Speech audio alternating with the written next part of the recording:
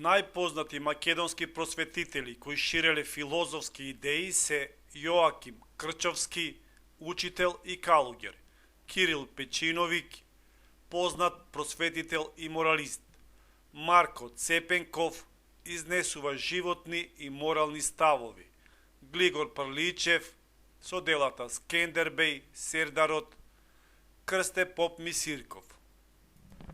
Катедрата по философија во Македонија започна да работи во 1920 година на Филозофскиот факултет во Скопје, со професори Душан Неделковиќ и други философи.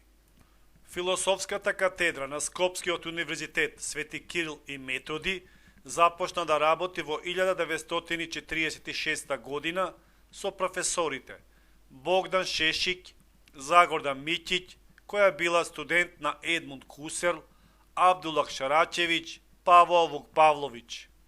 Јонче Јосифовски, професор на Философскиот факултет, се ориентирал во унапредување на логиката. Негови дела се Увод во символичката логика, Историја на логиката, Семантика и семантичката философија.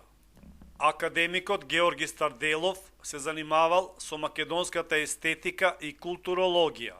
Негово дело е Вовет во иднината.